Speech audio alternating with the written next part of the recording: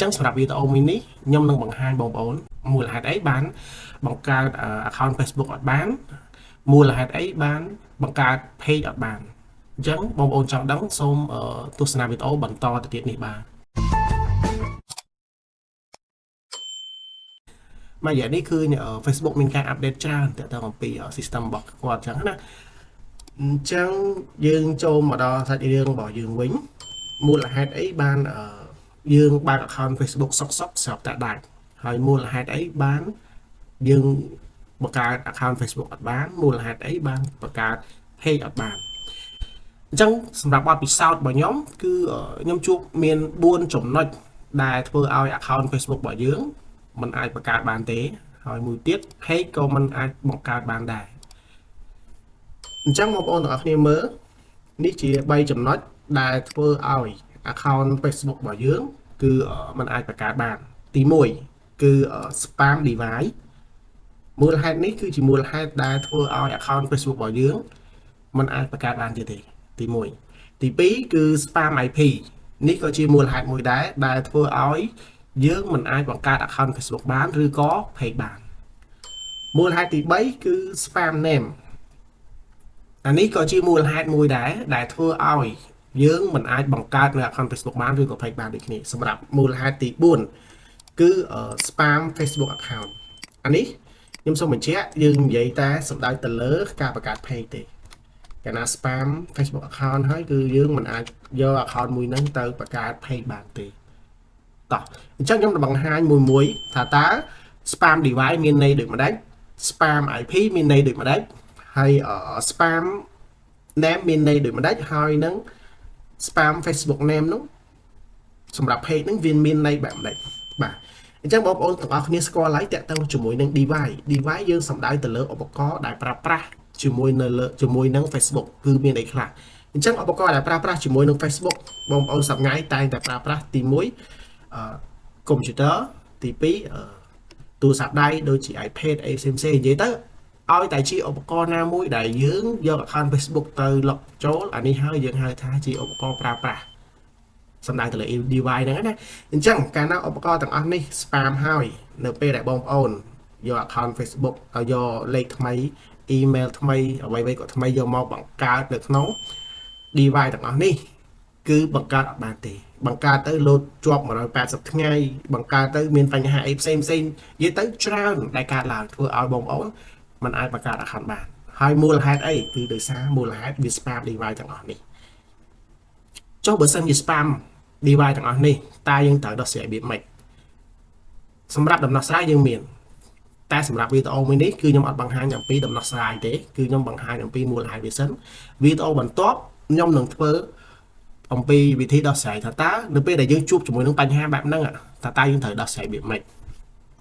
អានេះយើងហៅថា spam device បងប្អូនទាំងអស់គ្នាស្គាល់ហើយគឺ device ទាំងអស់ហ្នឹងតោះអញ្ចឹងមួយទៀតតើតើជាមួយនឹង spam IP អ្វីទៅជា IP ខ្ញុំអត់សូវចេះច្បាស់តាក់ទងជាមួយ IP ដែរទេហើយខ្ញុំក៏អត់សូវស៊ីជម្រៅខ្លាំងដែរគ្រាន់តែខ្ញុំដឹងមួយទេទៅតាមអ្វីដែលខ្ញុំធ្លាប់ដឹងហ្នឹងទៅ IP វាមិនខុសគ្នាអំពីអាសយដ្ឋានរបស់យើងទេដូចយើងនៅភូមិអីឃុំអីសង្កាត់អីចឹង IP សំដៅទៅលើទីតាំងរបស់នរណាម្នាក់ដែលយើងប្រើប្រាស់នៅលើអនឡាញហើយ IP នេះគឺមានសារៈសំខាន់មែនទែន IP មួយគឺប្រើបានសម្រាប់តែមនុស្សម្នាក់ទេมันអាច IP មួយប្រើបានមនុស្សរាប់រយនាក់ទេលុះត្រាតែ IP នោះវាបែងចែកស៊ីជម្រៅទៀតតែគាត់ថាបងប្អូនត្រូវដឹងតាម IP មួយគឺយើងប្រើបានតែមនុស្សម្នាក់ទេប៉ុណ្ណឹងទៅគឺដឹង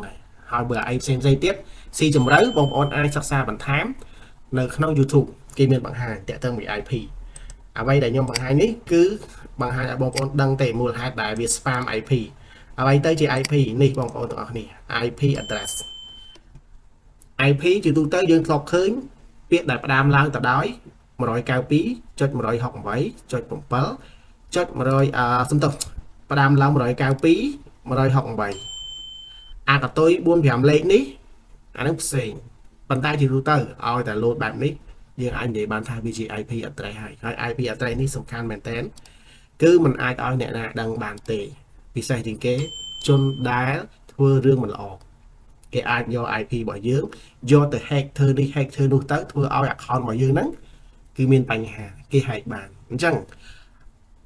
របៀបដែលគេ hack លក្ខណៈថា hack ខ្លាំងបំផុតគឺ hack IP ហ្នឹងហ្មងកាលណា hack IP បានកុំថាឡើយអ្វីៗដែលមាននៅក្នុងកុំព្យូទ័ររបស់យើងគឺវាត្រួតត្រាបានទាំងអស់ IP មានសារៈសំខាន់មែនទែនបាទអញ្ចឹងនេះ IP បែងចែកចេញជាច្រើនប្រភេទអានេះខ្ញុំឆាតសួរ AI ណាគឺមាន10ប្រភេទខ្ញុំឲ្យឧទាហរណ៍10គឺវាសំទោសគឺវាមាន10ប្រភេទអញ្ចឹងទៅអញ្ចឹងប្រភេទមួយបងប្អូនទាំងអស់គ្នាអាចមើលអញ្ចឹងទៅអានេះ AI ណាខ្ញុំសួរ AI ទៅ AI ប្រាប់ខ្ញុំបើសម្រាប់ខ្ញុំអត់ដឹងច្បាស់ដែរទេតែជាទូទៅអ្វីដែលខ្ញុំធ្លាប់ឃើញជាញឹកញាប់ជាងគេគឺមានក្បាល192 168នេះគឺញឹកញាប់ហ្មងយើងប្រើប្រព័ន្ធទូរស័ព្ទក៏យើងពុំមានអាក្បាល192 168យើងប្រើ Wi-Fi ក៏ប្រើក្បាល162 168ហ្នឹងអ៊ីនធឺណិតណាយើងប្រើអ៊ីនធឺណិតតាម Wi-Fi ក៏យើងមានអា address បែបហ្នឹងដែរហើយ address ទាំងអស់នេះគឺគេរក្សាទុកអត់ឲ្យអ្នកណាដឹងទេមនុស្សម្នាក់គឺប្រើ IP 1 2នាក់ប្រើ IP 2អត់អាចប្រើលោកឡំមួយគ្នាបានទេអញ្ចឹងបើសិនករណី IP ទាំងអស់នេះវា spam បងប្អូនអាចយកមកបង្កើត page អត់អាចយកមកបង្កើត Facebook បានទេ spam device មួយ spam IP ទៀតគឺចប់ហើយ spam 2ណាអញ្ចឹងបញ្ហានេះ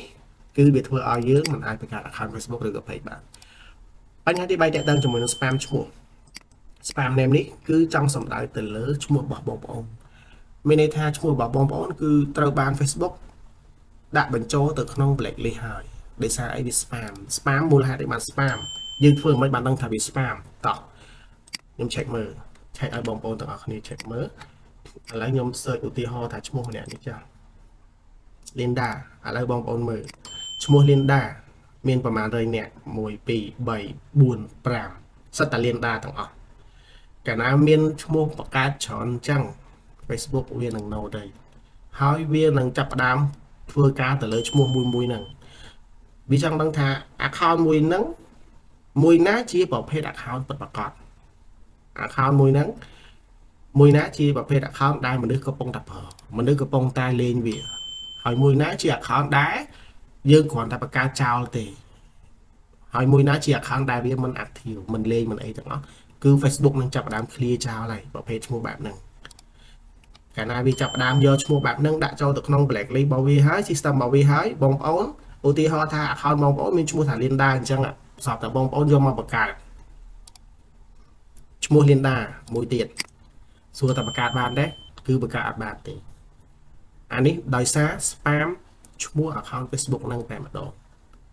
ធ្វើឲ្យយើងអត់អាចបង្កើតបានទេទី1 spam device ទី2 spam IP ទី3 spam ឈ្មោះរបស់ Facebook របស់យើងហ្នឹងអញ្ចឹងគឺយើងអត់អាចបង្កើត account Facebook ដែលមានឈ្មោះបែបហ្នឹងបានទៀតទេតែបើយើងដាក់ឈ្មោះផ្សេងអាហ្នឹងជារឿងផ្សេងតោះនេះបញ្ហា3នេះគឺក្តោបទៅលើការបង្កើត account Facebook អត់បានមួយវិញទៀតបញ្ហាទី4នេះ spam account Facebook មានន័យថា account មួយយើងបង្កើតនៅ page រាប់ផ្លេចអញ្ចឹងក៏វាធ្វើឲ្យ account Facebook របស់យើងវា spam ដែរកាលណា spam ក៏យើងមិនអាចបង្កើត page បានដែរអញ្ចឹងឧទាហរណ៍ឈ្មោះម្នាក់ស្រាប់តែមានរាប់រយ page អញ្ចឹងទៅនេះឈ្មោះម្នាក់ហ្នឹងឧទាហរណ៍ឈ្មោះ account របស់ខ្ញុំអញ្ចឹងវាមានច្រើន page អញ្ចឹងទៅនេះច្រើន page អញ្ចឹងកាលណា load ច្រើនជាហើយយើងបង្កើតធម្មតាគឺបង្កើតអត់បានទេតើតែមានបច្ចេកទេសក្នុងការបង្កើតវាបានពេលខ្លះបច្ចេកទេសហ្នឹងក៏បង្កើតអត់បានទៀតដោយសារអីវាលើសលប់ពេកវា limit ទៅលើចំនួន account មួយដែលកាន់ page ហ្នឹងអញ្ចឹងណា account ខ្លះមាន page រាប់រយអញ្ចឹងទៅកាន់អញ្ចឹងក៏វាបញ្ហាដែរនៅពេលដែលយើងយក account មួយហ្នឹងយកមកបង្កើត page មួយទៀតក៏វាបញ្ហាដែរបាទអញ្ចឹងសម្រាប់វីដេអូមួយនេះគឺខ្ញុំចង់បង្ហាញបងប្អូនមានតែ4ចំណុចហ្នឹងទេមូលហេតុដែលធ្វើឲ្យយើងបង្កើត account Facebook អត់បានមាន4ហ្នឹងអញ្ចឹងបងប្អូនអាចមើលទៅបាទអញ្ចឹងសម្រាប់វីដេអូមួយនេះមានតែប៉ុណ្ណឹងទេដែលខ្ញុំចង់ចែករំលែកទៅដល់បងប្អូនទាំងអស់គ្នាសង្ឃឹមថាបងប្អូនទាំងអស់គ្នានឹងរងចាំទស្សនាវីដេអូបន្ទាប់ដែលទាក់ទងអំពីរបៀបនៃការដោះស្រាយបញ្ហា dươngបង្កើត page អត់បានយើងបង្កើត account Facebook អត់បាននៅវីដេអូបន្ទាប់បាទសូមអរគុណសូមជម្រាបលា